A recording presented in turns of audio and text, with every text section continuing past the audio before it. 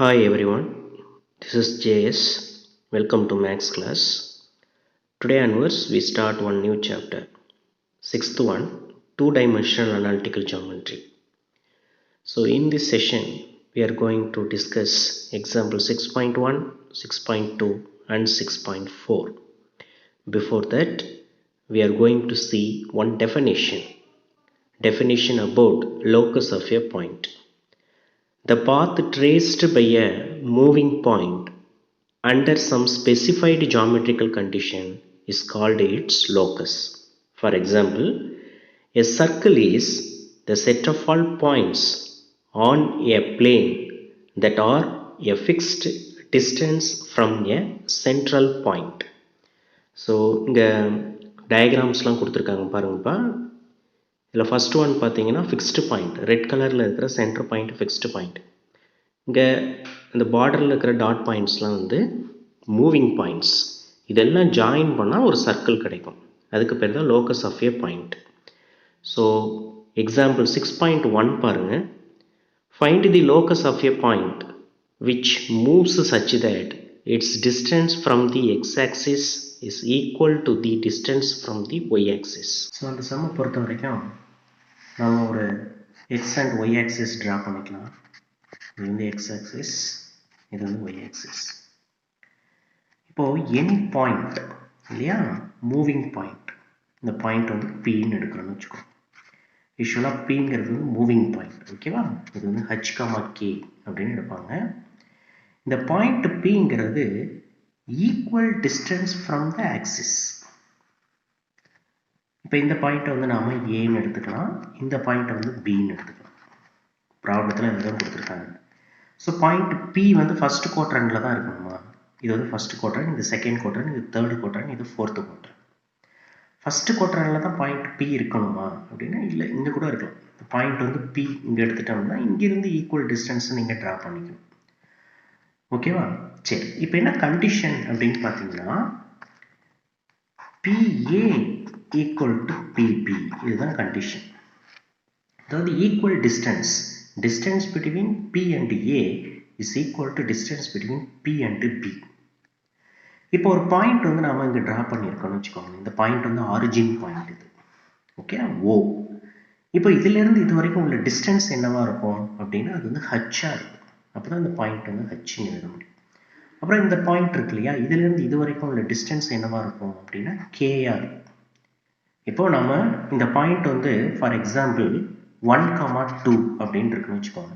நம்ம எப்படி கிராஃப் ஷீட்டில் ட்ரா பண்ணுவோம், இங்கே ஆரிஜின் பாயிண்ட்லேருந்து 1 எடுத்துப்போம், ஆரிஜின் பாயிண்ட்லேருந்து 2 எடுத்துப்போம். அதுதான் 1,2ங்கிற பாயிண்ட், அப்படி தானே.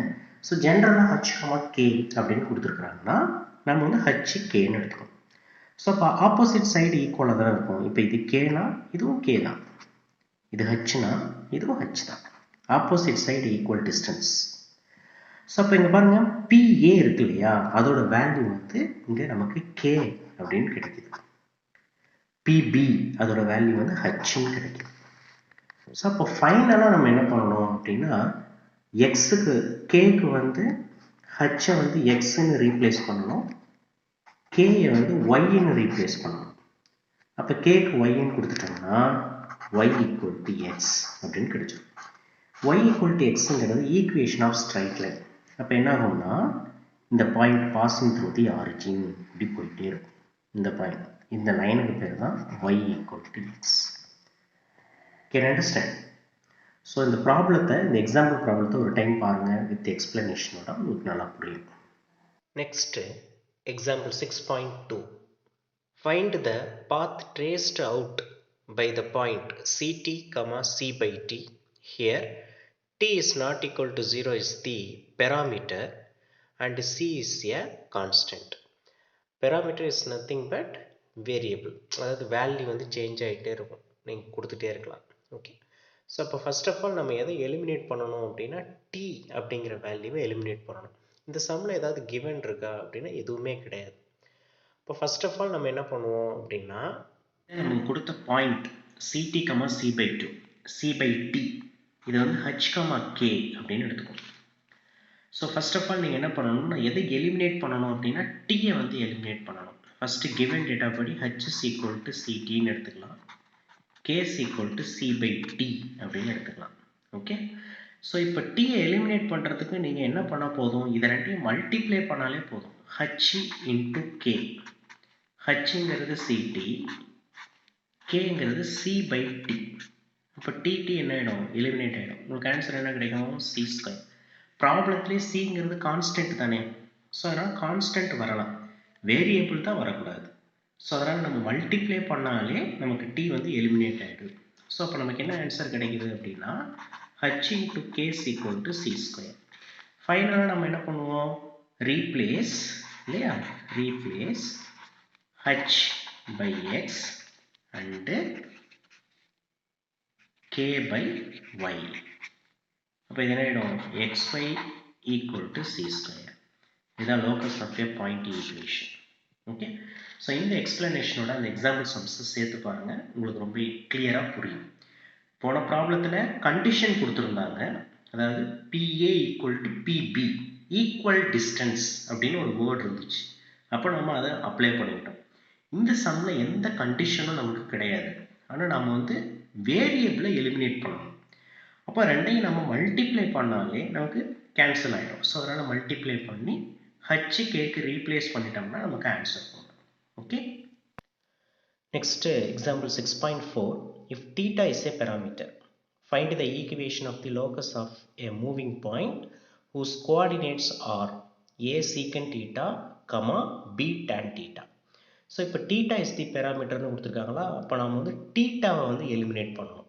Okay, so first of all நம்ம என்ன பண்ணுவோம், let p of h, k be any point on the required path from the given information we have. first என்ன பண்ணிக்கணும், h, k அப்படின்னு நம்ம எடுத்துக்கணும் இல்லையா. ஸோ அப்போ h is equal to a secant theta, k equal to b tan theta. So இந்த மாதிரி நம்ம எடுத்துக்கிறோம். இப்போ இதிலிருந்து h by a equal to secant theta, k by b equal to tan theta.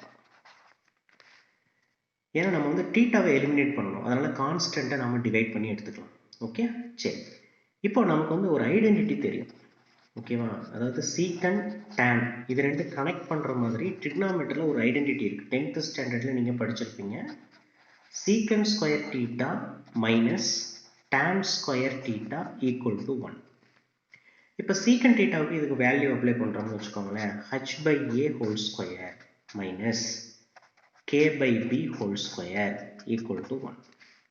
So இது என்ன ஆயிடும், h square by a square minus k square by b square equal to 1.